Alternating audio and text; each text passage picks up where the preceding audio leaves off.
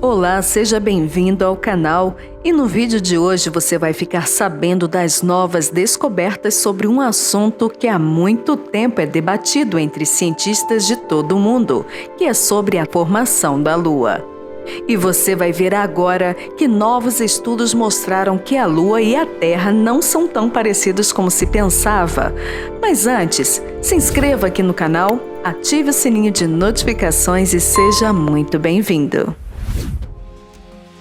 Há muitos anos existe um grande dilema em explicar a formação da Lua ou como ela surgiu.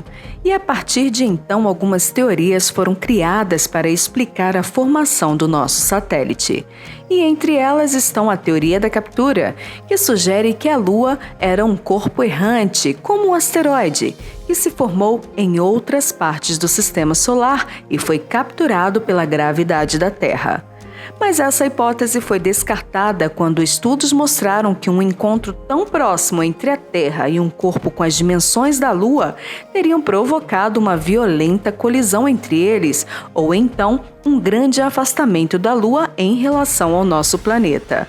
A não ser que a Terra nesse período tivesse aí uma enorme atmosfera, tão extensa que pudesse frear a Lua, de modo a fazê-la entrar em órbita em torno dela, nem colidindo e nem escapando definitivamente aí para o espaço.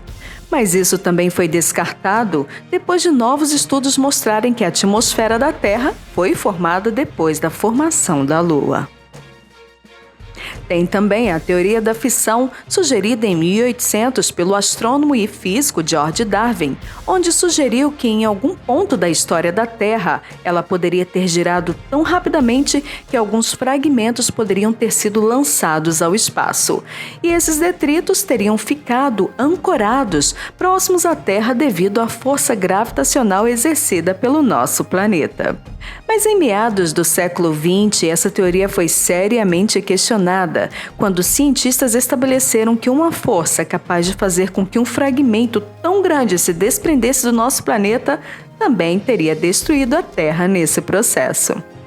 Já na teoria da conformação, a Terra e a Lua teriam se formado ao mesmo tempo e que eles teriam nascido a partir da mesma nuvem de material cósmico presente na nebulosa que deu origem também aos outros planetas e luas que existem no nosso sistema solar. Porém, isso também foi descartado a partir do momento que se verificou que a Lua tinha muito menos ferro na sua composição do que a Terra. E se as duas haviam sido formadas ao mesmo tempo, deveriam ter a mesma composição. E por fim, a teoria mais aceita pela comunidade científica atualmente, que é da grande colisão. A ideia surgiu em meados dos anos de 1970, onde foi sugerido que alguns bilhões de anos atrás, o nosso planeta sofreu uma colisão violenta com outro corpo celeste, possivelmente do tamanho do planeta Marte, que alguns conhecem e chamam de Theia. E essa colisão produziu muito calor, o suficiente para criar oceanos de magma, lançando muitos detritos em órbita ao redor da Terra, onde posteriormente a gravidade uniu essas partículas ejetadas, criando a Lua. E esse tipo de formação parecia explicar muito bem tudo o que precisávamos saber sobre o tamanho da Lua em comparação à da Terra e sobre suas taxas de rotação. Um dos resultados científicos mais importantes do programa Apollo foi dar aos cientistas a oportunidade de explicar as origens da nossa Lua. E a análise geoquímica das amostras lunares sugeriram que a nossa Lua se formou há 4,5 bilhões de anos atrás. E a partir disso foram realizados vários modelos computacionais onde reproduziram os eventos que levaram à formação da Lua. E a maioria desses modelos mostraram que a maior parte do material que acabou formando a Lua, entre 70% a 90% da composição do satélite, veio de Theia. Embora a maioria dos cientistas planetários acreditem que esse grande impacto aconteceu, é difícil encontrar evidências de Theia. Posteriormente, foram feitas medições em laboratório das razões isotópicas de múltiplos elementos, como o oxigênio, e na época os resultados sugeriram que a Terra e a Lua eram praticamente indistinguíveis, e não conseguiram encontrar traços de assinaturas químicas de Theia. E uma forma que encontraram para explicar a existência dessa teoria seria que Theia e a Terra teriam a mesma composição. Porém, isso não fez muito sentido na época devido ao fato de todo o corpo planetário documentado até hoje em nosso sistema solar terem sua própria composição. Então surgiu uma outra hipótese que seria que partes da Terra e Theia teriam se misturado, deixando uma assinatura menos clara de Theia na Lua. O que também não fez muito sentido, já que para isso exigiria um impacto muito maior do que o que realmente aconteceu. Então, a partir daí, foram feitos novos cenários de impacto que atendessem a esses requisitos, mas não conseguiram encontrar um modelo ideal. E a partir desse intrigante assunto, que é de muito interesse para os cientistas, um novo estudo foi feito, e dessa vez com mais precisão.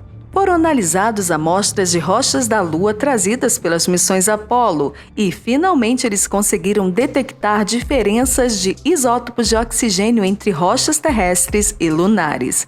Embora as rochas que se formaram perto da superfície lunar pareçam ter uma composição de isótopos de oxigênio parecidos com as das rochas da Terra, os tipos de rochas que se formaram mais profundamente no manto lunar, como o vidro vulcânico e basaltos, tinham a composição de isótopos de oxigênio mais leves quando comparadas com a da Terra.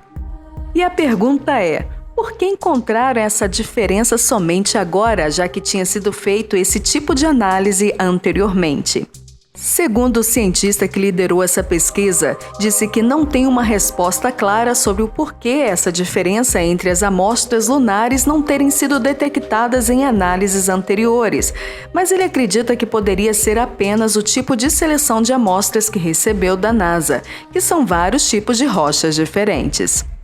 E ele acredita que a diferença na composição isotópica entre as rochas da Lua poderia ter sido gerada após o grande impacto, quando rochas vaporizadas no manto da Terra formaram uma atmosfera rica em silicatos ao redor da Lua recém-formada.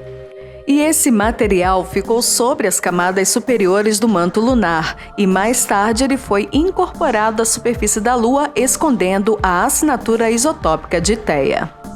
Ele disse também que não necessariamente Theia esteja sendo preservada no núcleo da Lua, mas que o interior lunar pode estar preservando a composição original do pós-impacto.